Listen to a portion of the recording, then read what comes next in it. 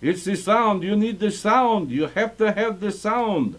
Yeah, I know, I know. So I guess we should probably start all over again, if you don't mind. Okay, so it is Monday night. It is 8 p.m. here on the east side of the United States in the diaspora. This is the House of Seven Beggars. Therefore, it must be Zeyde Story Corner. That's right, Zeyde Story Corner. And we are back after our break for the high holy days and the festivals and everything.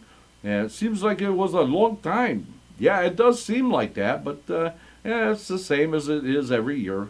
So, anyway, so I guess we should probably get on to the stories. Yeah, we are going to continue reading the stories of the silly world of Helm.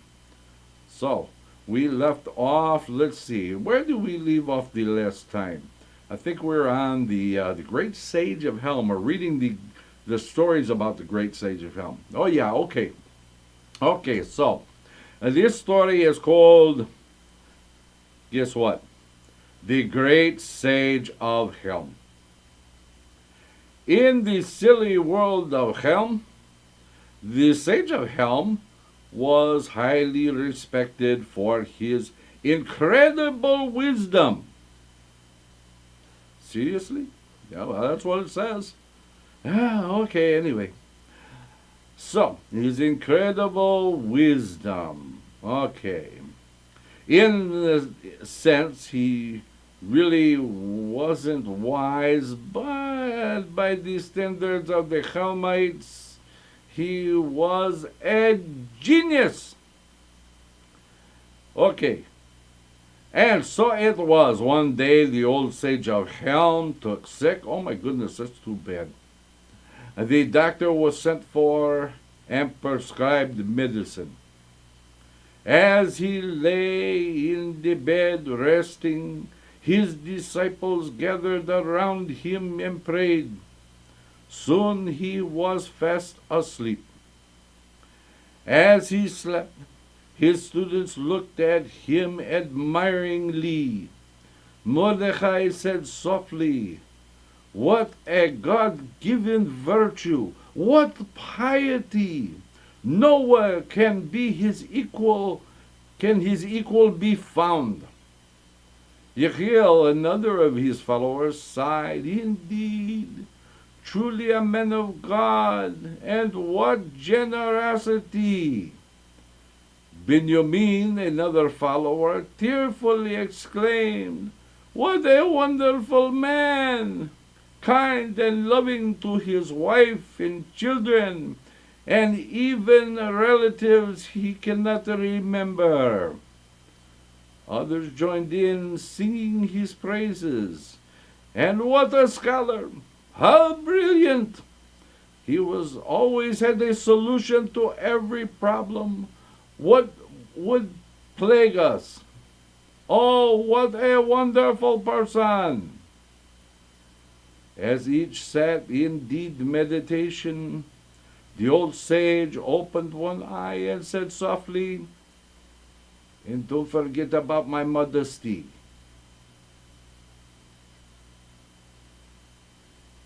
Okay.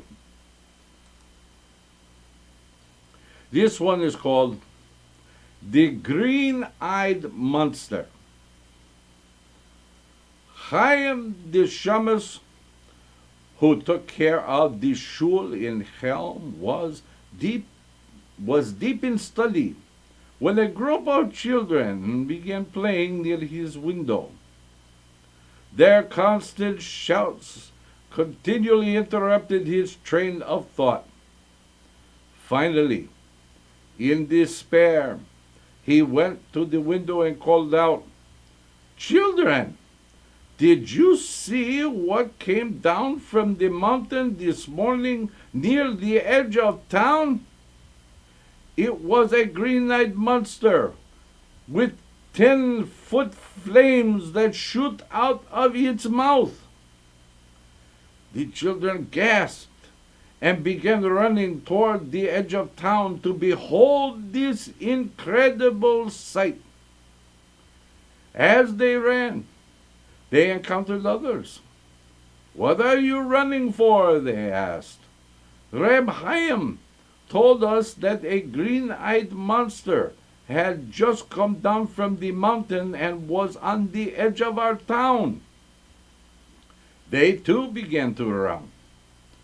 After all, such a remarkable thing was something to see. Soon, the crowd passed the home of the sage of Helm. "What is everybody running for?" he asked. "A green-eyed monster has come down from the mountain and is at the edge of town," they all answered. As the sage began to run with all the others, he encountered Reb Chaim's wife. "There is a green-eyed monster at the edge of town," he told her. "Tell Reb Chaim, your husband." The old lady ran back to her house and shouted, "Chaim! The sage of Helm just told me there is a green-eyed monster at the edge of town. Everyone in our village is running to see it." Reb Chaim quickly closed his books and started to run. Halfway there, he stopped and asked himself, "What am I running for?" Then he began to run once more, muttering to himself, "Go out. Since everybody in town is running there, who knows? Maybe it's true." Seriously? That's the story. Seriously? That's the story. I'm afraid to say that's the story. Okay. So now we're going to get to the highwaymen of Helm. Okay. So I see Simon has joined us. And Colleen. Good to have you all here. Okay. So, the highwaymen of Helm. The pastoral little village of Helm was known for its great tranquility. Rarely was there anything of consequence in the tiny village, until a highwayman began to rob some of the villagers returning from market. Day in, day out, some poor innocent soul would be stopped by the highwayman, who would threaten them and demand their money. Finally, Meir and Beresh decided to do something about it. "We will hide at the side of the road," Meir exclaimed. "Then we will wait for when all the villagers come home from market. Since the highwayman always strikes at the same hour, just before sunset, it will be easy for us to catch him." "Come, let us go," exclaimed Beresh. "We will show that scoundrel that he cannot get away with such horrible deeds." So the two men set out on their journey. They hid behind a tree just outside the crossroads to the town. As they sat and waited, Meir mused, "I can't wait till I get that scoundrel in my sights. First, I will lay hold of him, then you will run over and disarm him." "Then I will punch him in the nose," shouted Beresh with glee. "Do you realize he has robbed 10 innocent villagers? After I punch him in the nose, I will jump on him and pummel him to the ground." Then Meresh joined in once more, "And after you get him to the ground, I will come over and begin to throwing dust in his face so that he can't see how to hit back. Oh, will I give it to that terrible person? Wait, wait, shouted Beggars. I would want to kick him in the stomach like he kicked my brother-in-law. I will step on his head like he did my cousin. Then I will step on his toes. And so it went throughout the afternoon. Mare looked at the setting sun, then turned to Beggars. You know, he usually strikes about this hour, and yet he is nowhere to be found. Beggars sighed good-naturedly. Gee, you know, I'm worried. I hope nothing happened to him.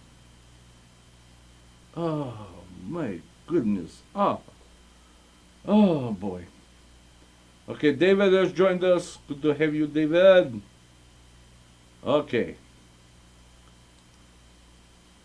So, we go on. This is The Highwaymen of Helm Part 2. I guess this would be called the sequel. Anyway. Throughout the years, crime in the little village of Helm was seldom a problem. So it came as a surprise when a highwayman decided to rob a helmet. Here I will meet a wealthy merchant, and I will quickly separate him from his fortune, the highwayman thought to himself. He waited and waited. Finally, along came the old sage of Helm. The highwayman recognized the old sage, covered his face, and stepped out of the shadows. "Give me your money, or I will take your life," the highwayman shouted as he pointed his weapon at the kindly old sage. "You can take my money," the old sage exclaimed. "Here, take all of it." He handed the money to the highwayman and continued down the road. No sooner had he gone a few feet than he turned and said, "Excuse me, sir, but since you took all of my money, could you do me a favor?" "What?" shouted the highwayman. "Well, you see, I was carrying money from our shul to a nearby village to help the poor. When I get there, I am certain they will think I stole the money. They are good people, but will not believe that I was held up on the road. Could you do me a favor and shoot a bullet hole through my cap so I could show the townspeople?" "All right, put the hat in the tree," ordered the bandit. The hat was hung on a limb, and the highwayman fired a shot, making a sizable hole. "Oh, thank you," the old sage exclaimed. "Now, to make it really seem as if I put up a struggle, could you put a bullet hole in my coat? I will take it off and hang it on the limb while you fire your gun." The highwayman laughed and fired into the coat, causing another huge hole. "Oh, thank you, kind sir," the old sage exclaimed. "Now, could you do me one last favor? I will take off my shirt, and could you please fire a bullet hole through the shirt so that they could see that I really put up a struggle?" The highwayman began to laugh. "I'm sorry, my friend. I would like to accommodate you, but I used up my only 2 bullets that I had." Hearing that, The old sage lunged at the highwayman and pummeled him to the floor, hitting him over the head with the empty gun. Then he took back his money and left the highwayman to nurse his wounds. So you see, crime in Helm was really never a problem. You know, for once, the old sage actually turned out to be pretty smart. That is true. That is true. After all the things that we've heard about him, he actually does have some seichel, doesn't he? Yes, he does. Okay.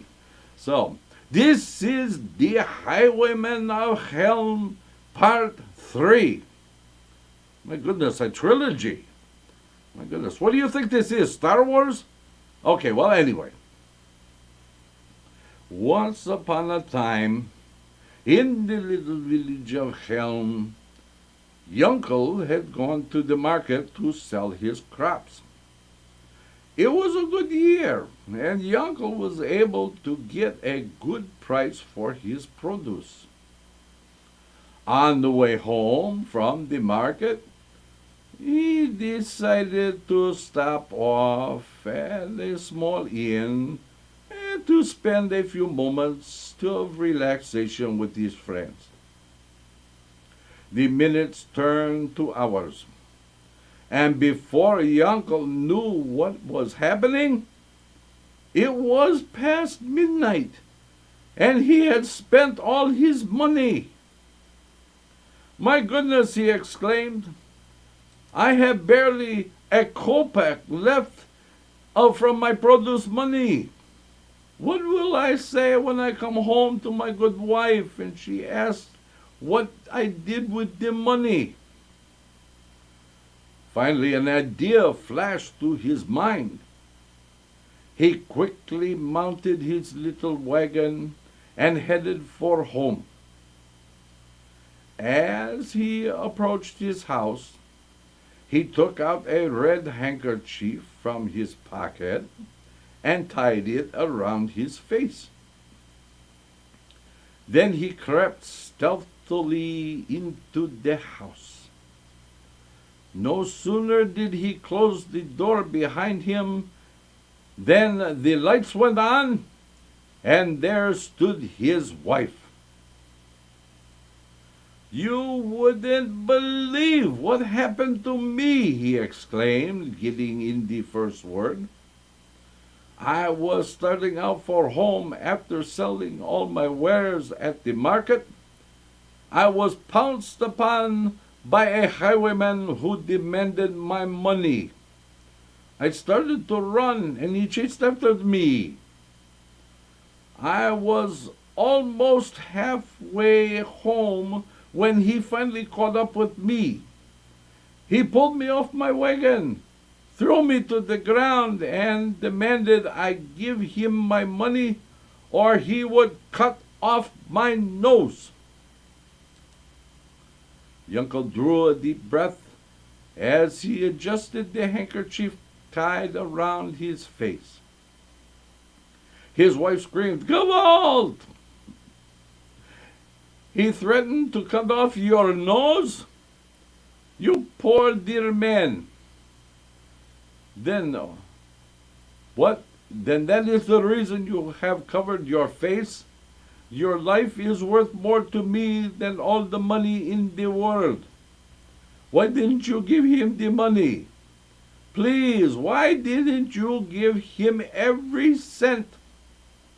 Yunkel quickly untied the handkerchief from around his face and sighed, "And that's exactly what I did." "Thank God, what a brilliant man you are," his wife cried. And so, if you ever see anyone walking around with a red handkerchief around his face, you would know he is from Helm and was probably accosted by the Cossacks who frequented the woods near Helm. Okay. So much for the highwayman. Let's take a little cruise on the river, shall we? This one is called The Hole in the Boat. In the silly world of Helm, you have a boat like this, don't you? No, I don't have a boat like that. Well, I'm just saying, I know what you're trying to get at. Okay, just tell the story, would you please? Okay, okay. Don't get so upset. It's not good for you. Okay, well, quit pushing my buttons. What buttons are you talking about? You know what I'm talking about. It's just an expression. An expression. What do you mean an expression? It's like, well, it's like an expression, like water under the bridge. What bridge? Oh, forget it. Will you just tell the story, please? Okay. The hole in the boat. In the silly world of Helm, all problems could always be solved by the wise old sage of Helm. If a man had a problem with his business, he could always trust the sage of Helm to come up with the right answer to put him back on his feet. Shepsel and Avraham, Helm's fishermen, were out in the middle of the lake one morning fishing for a gefilte fish. Gefilte fish? That's what it says. Okay. So they were fine. They were fishing for a gefilte fish. Okay, so let's go on. So they were fishing for gefilte fish. Suddenly, Shepsel noticed water coming into the boat. Abraham, he said worriedly, I think we have a leak in our boat. Abraham looked down and saw the water filling the bottom of the boat. You know, I think you are right. Water is coming into the boat. But what should we do?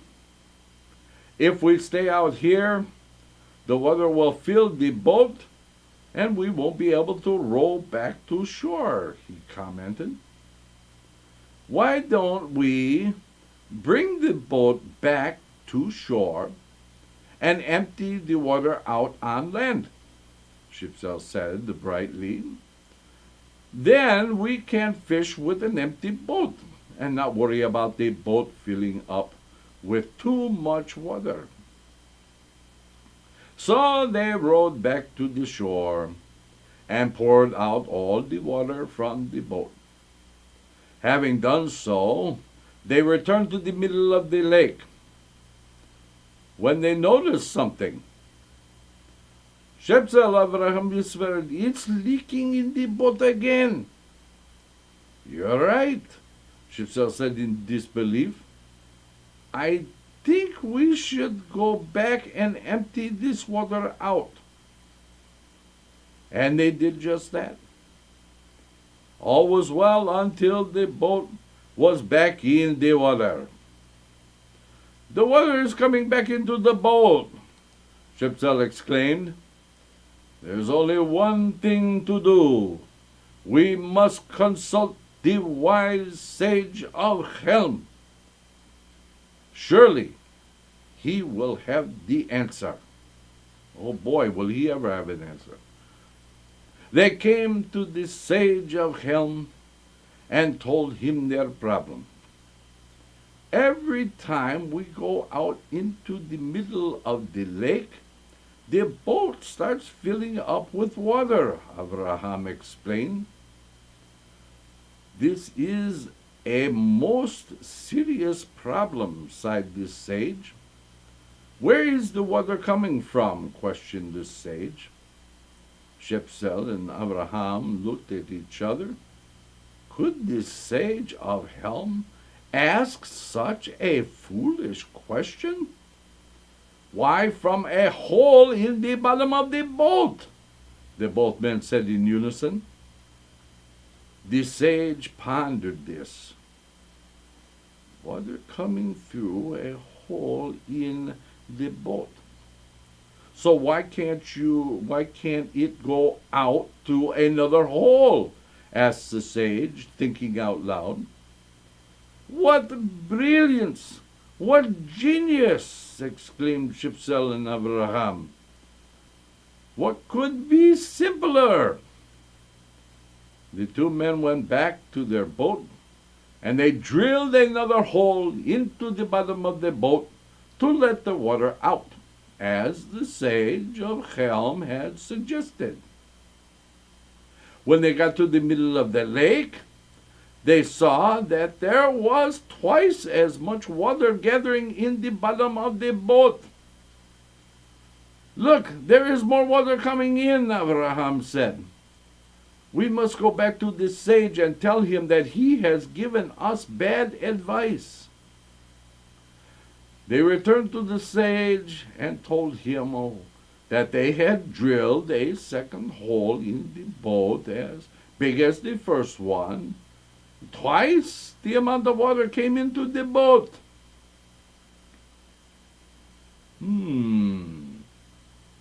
Thought the sage, stroking his beard. Twice as much water.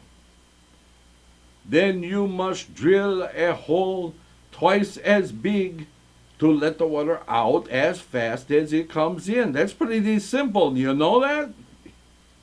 If you say so. So Sheptel and Abraham did just that. They drilled a hole twice as big as the other two and rowed out into the middle of the lake. They never came back to see the sage. The sage thought, they must have been successful and gone back to their fishing. I'll just let you think about that for just a second. Okay. It's long enough. Okay. So we are at our halfway point. We are going to take a little break, a little 6-minute break. Of course, we are going to have to deal with the false copyright claims that are going to go on against our break music, which we have now over 600 false copyright claims against it. So, there's nothing to do. We go ahead with what we have. Okay. So, we are going to take our break. We will be back in 6. Please, everybody, stay tuned, and we will come back, and we'll do some more visiting in the silly world of Helm. Let's all go to the lobby. Let's all go to the lobby. Let's all go to the lobby to get ourselves a treat. Delicious things to eat. The popcorn can't be beat. The sparkling drinks are just dandy. The chocolate bars and the candy. So let's all go to the lobby to get ourselves a treat. Let's all go to the lobby to get ourselves a treat. It's intermission time, folks, so hurry, hurry, hurry. Step right over to our refreshment center for the most extravagant array of refreshment goodies ever assembled under one roof. Enjoy breathtaking, mouth-watering goodies, everything from a snack to a delicious full meal. At our refreshment center, you'll find a large variety of goodies to satisfy your hunger, your thirst, or your sweet tooth. So hurry, hurry, hurry. Visit our refreshment center now. The show starts in 5 minutes.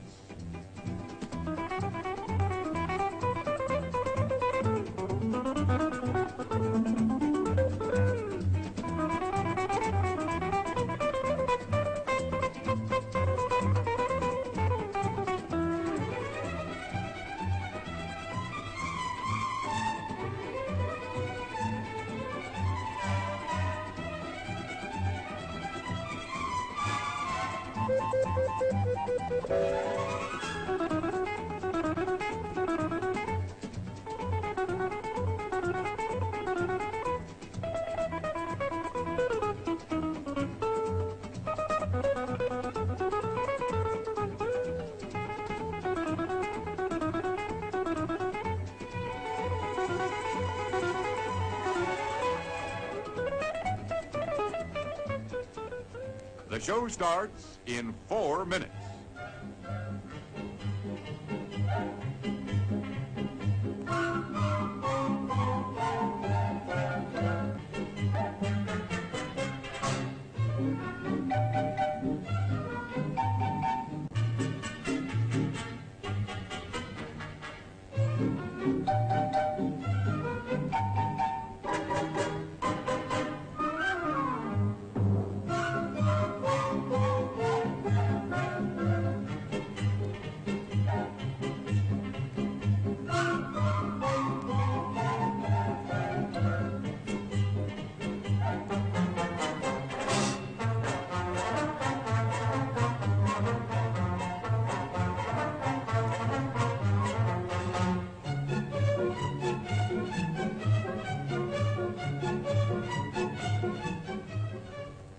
show starts in 3 minutes.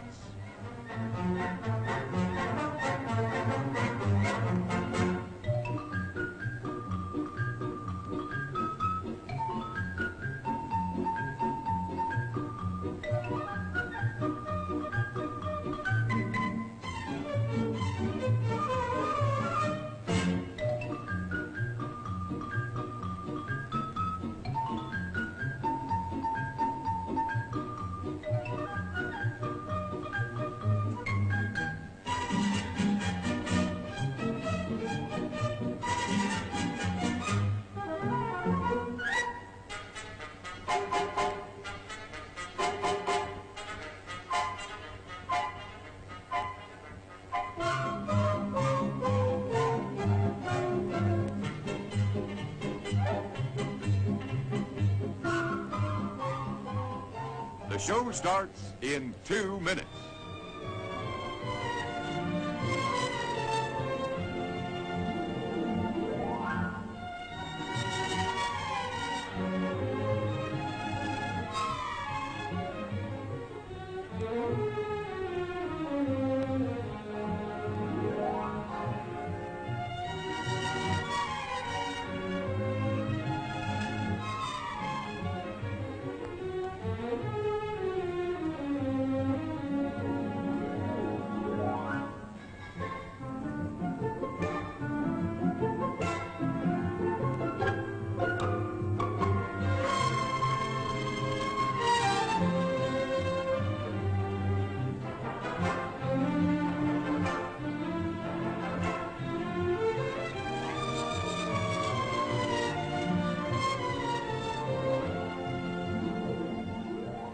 The show starts in 1 minute.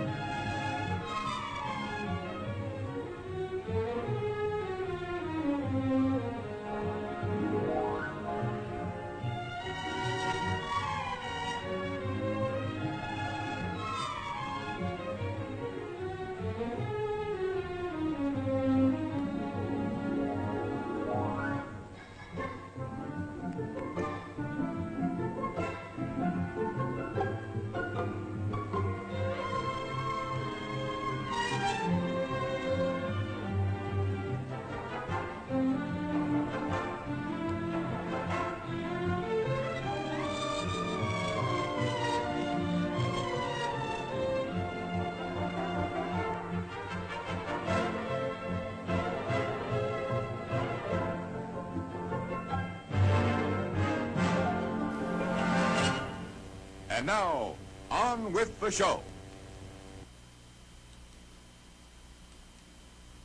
And now we are back. So I see that Donald has joined us and that Marilyn snuck into the back of the room. I saw you come in. Okay, so let us return to Helm and see what the great sage of Helm is up to now. Okay.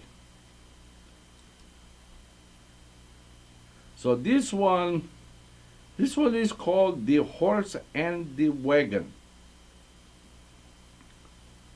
Once upon a time, in the little village of Helm, the innkeeper had to go to Minsk to purchase some wares.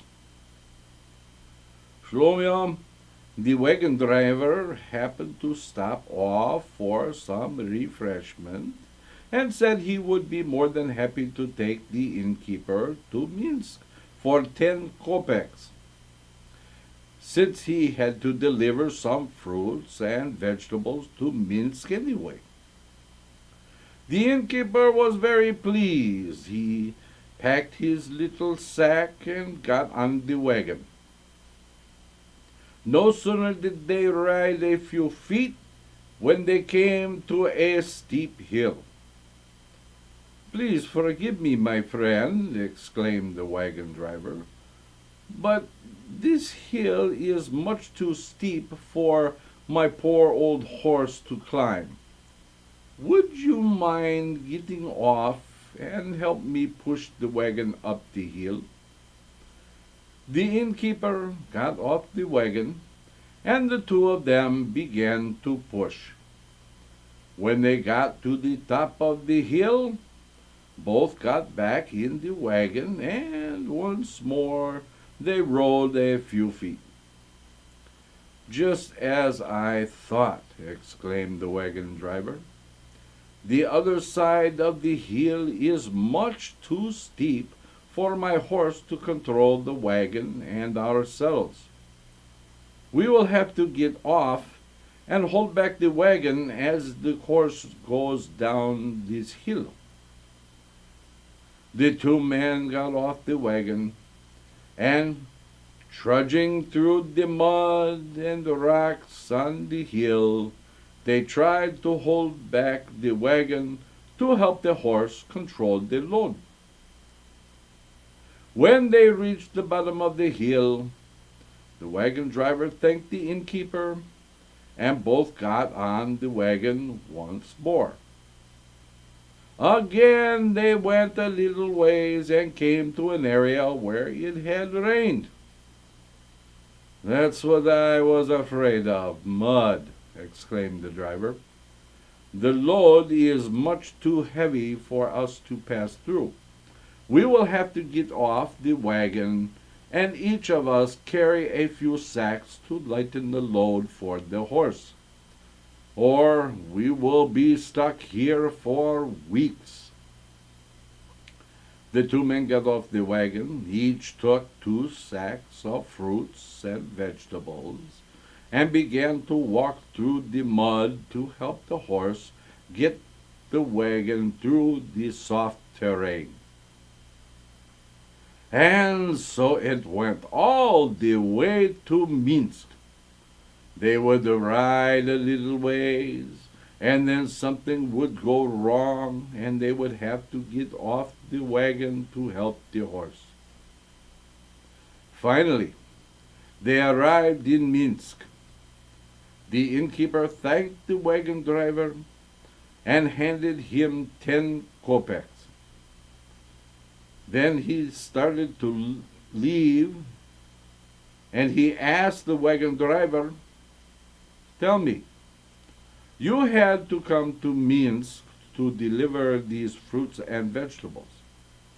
I had to come here to purchase some wares for my inn. But why did we have to drag the poor horse along?" The wagon driver nodded in agreement and said they would discuss the problem with the old sage of Helm when they returned. After the old sage heard the story, he issued a decree. From now on, when anyone has to go to Minsk on a horse and wagon, the horse is to be left behind. What? Yeah, that's what it says. You're kidding. No, not kidding. That's what it says. Hey, oh boy, okay.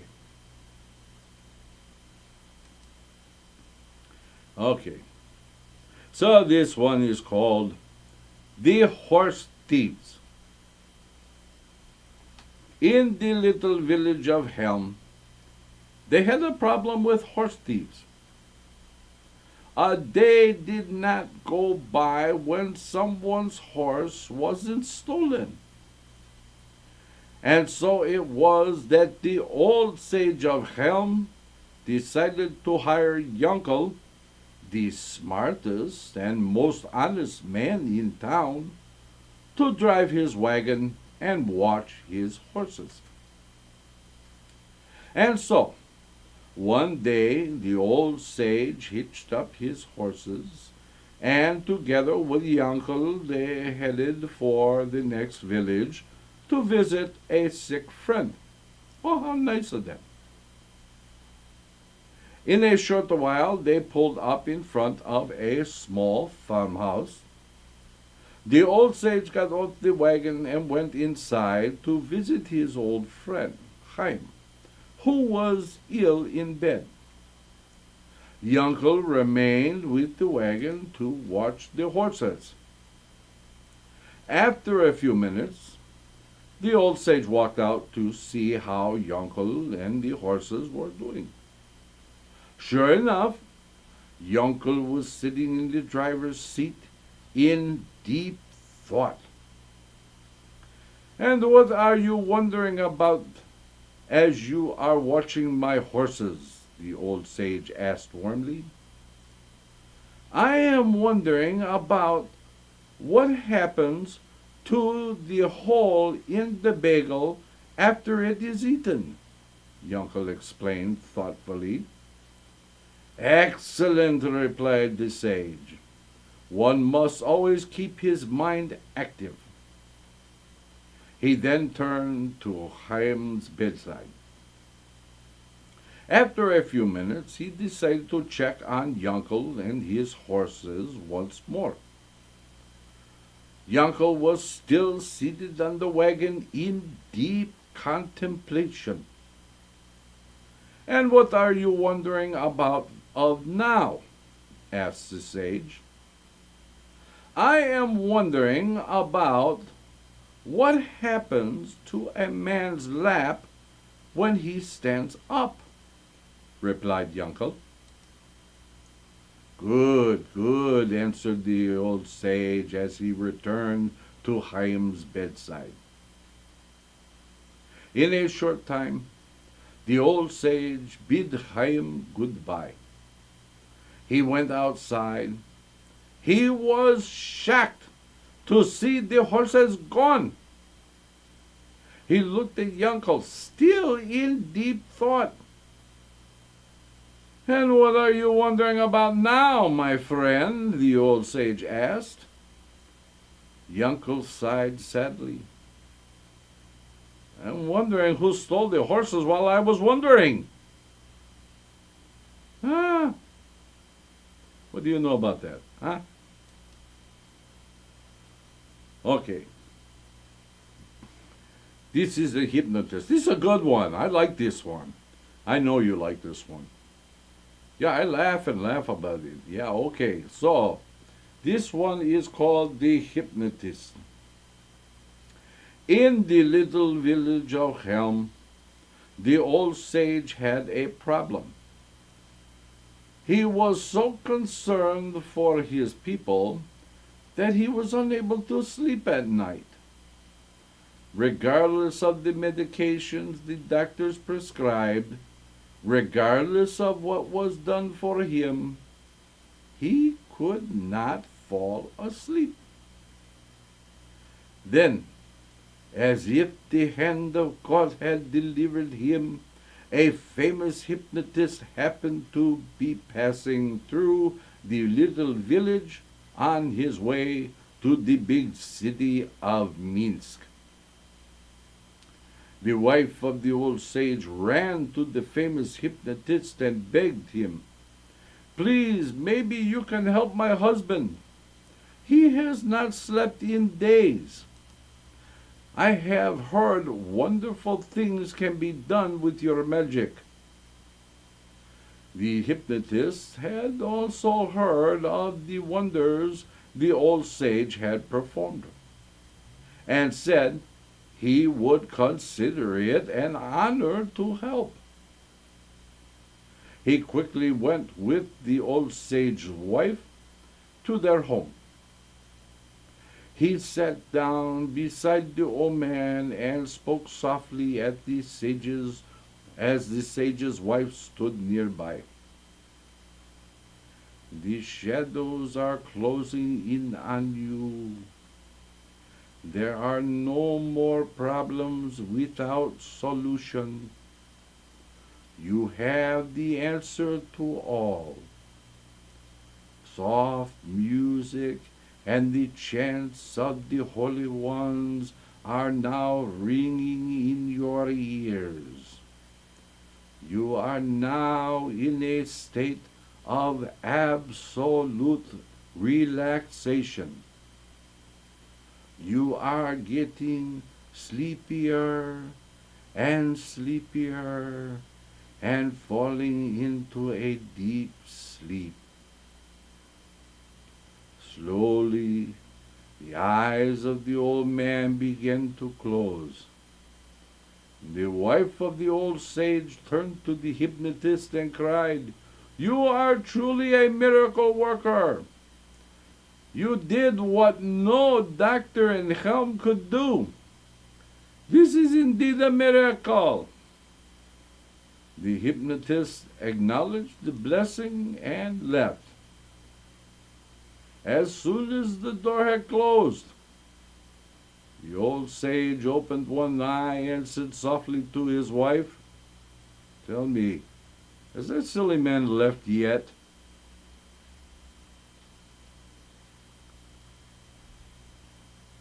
Okay. This one is called The Insurance Salesman. Insurance was not quite understood in the little village of Helm. So, it became an event when a traveling insurance man stopped off in the village and was ushered into the home of the old sage. Now, explain how this insurance works, the old sage questioned. "Well," began the salesman, "you agree to pay us a few groschen each month to ensure the fact that you won't fall and hurt yourself. If by some miracle you should fall and hurt yourself, my company agrees to pay you 500 groschen to help ease the pain." The old sage was impressed. "I pay you only 3 groschen a month, and you pay me 500 groschen if I fall and hurt myself? That's incredible."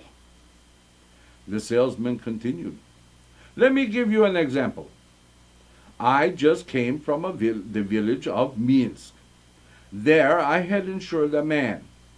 He paid me his first month's premium, and the very next day he fell off his horse and was trampled under the horse. He broke his arm, his leg, and his face was cut up terribly. No?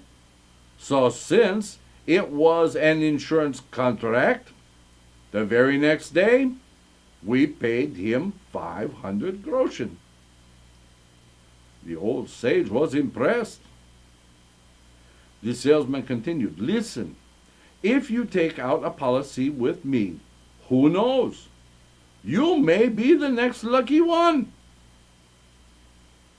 So, in the village of Helm, till this very day, whenever someone falls off a horse and is trampled under its hooves, breaks an arm and a leg, and his face is cut up, he is considered the lucky one.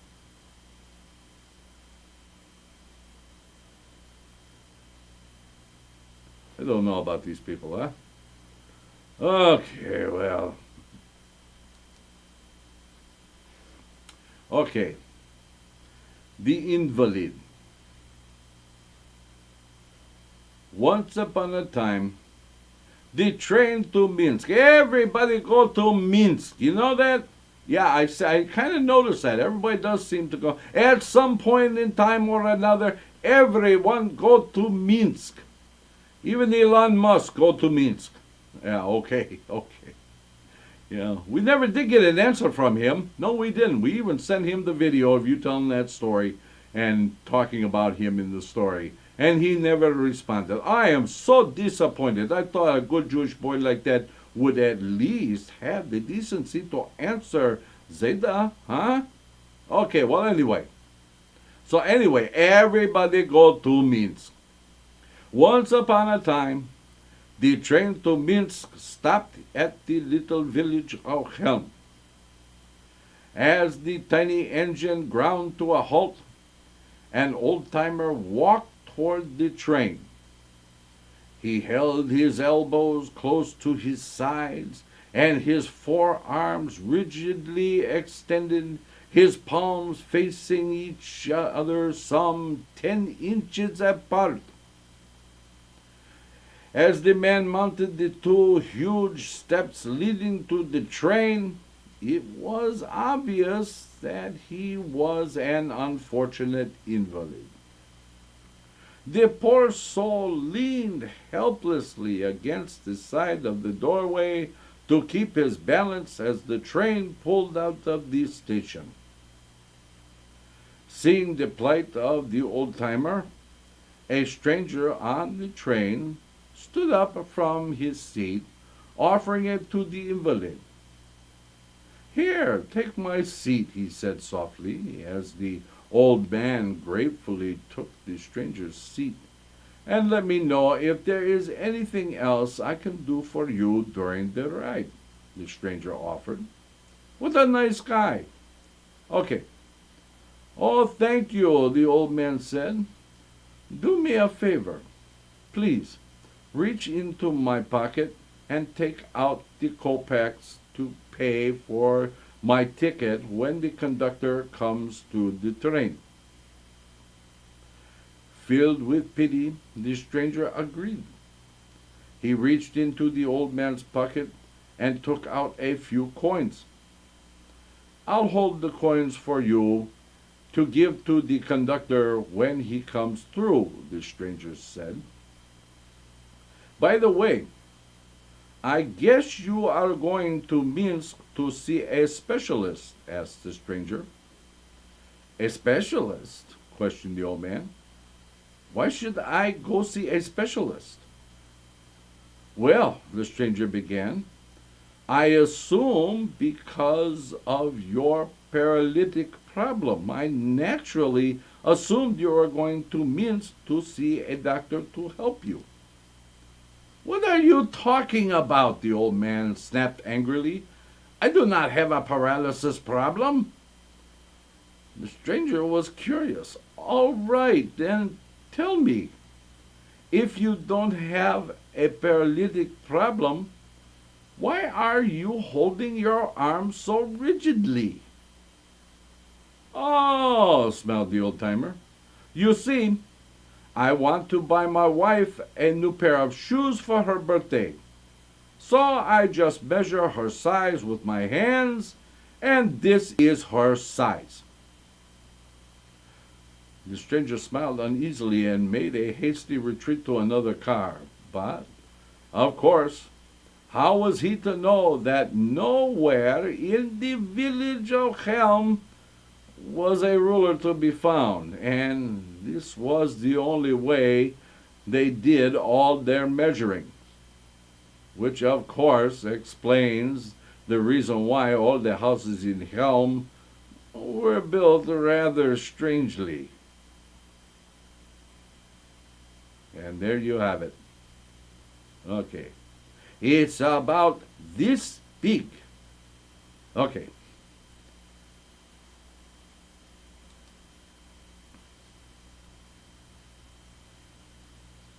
I think we have time for one more. Okay. So, this last one we do for tonight is called The Journey. Once upon a time, in the little village of Helm, a farmer pulled up in front of the village inn with a donkey-drawn wagon. "I must have something to eat," he said to the innkeeper. "I am going on a long journey to Minsk to deliver a load of hay to a rich man who will pay me very well." The farmer sat down next to a table where the old sage of Helm was sipping a glass of tea. Now, this story might sound familiar. Okay, we shall see. Okay. "Excuse me," the old sage called out, "but I couldn't help overhearing that you are going to Minsk. You see, I have a marriage to perform in Minsk, and I was wondering how I was going to get there." but divine providence has answered my question by bringing you to this inn. I wonder if I could get a ride with you." The farmer smiled broadly. "Of course, my friend. There is plenty of room for both of us. As soon as I finish eating, we will leave." The farmer finished his meal, and the two men headed for the small wagon. No sooner had they traveled a short distance than they came to a large puddle in the road. "We'll have to get off the wagon," the farmer explained. "My donkey will never be able to pull the load of hay through the puddle with all that mud. Would you mind helping me push the wagon to help the donkey?" The old sage agreed and got off the wagon. Knee-deep in mud, he and the farmer began to push the wagon. Once through the mud, they got back in the wagon and began to lumber along for another short distance. Suddenly the farmer stopped the wagon and said, "There's a big hill in front of us, and the donkey will never be able to make it up with this load. Would you mind getting off to help me push the wagon up the hill?" Once again, the old sage got off the wagon and helped the farmer push. Finally, they reached the top of the hill, and the sage breathed a sigh of relief. "Excuse me," the farmer said once more.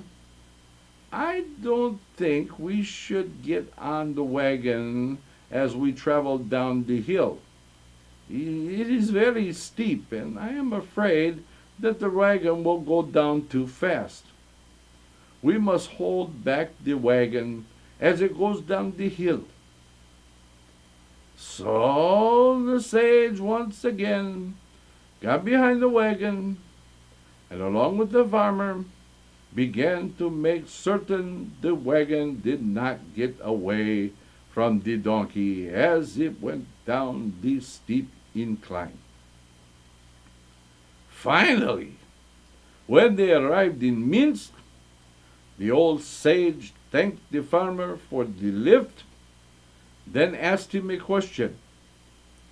"My friend," the old sage began, "I am extremely grateful to you for allowing me to accompany you to Minsk. But something is bothering me.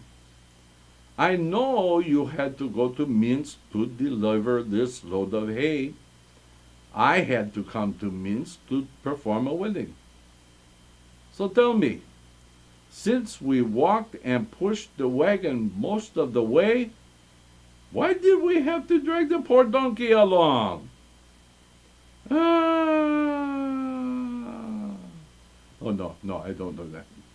Okay, so all of you who are still hypnotized from the story of the hypnotist, please wake up now. 1, 2, 3, and you are awake. Okay, so here we are.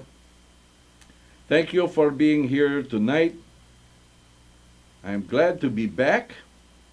If I can get everything going here. We are happy to be back, and we will be back next week with more stories from the village of Helm. So please, don't forget, Wednesday night at 8 p.m. is the new Torah study with Rabbi A.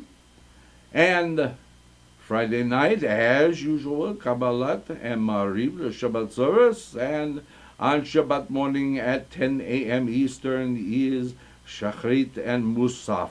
Parsha Noach this week, everybody. Okay, until the next time, everybody, we say, Laila Tov.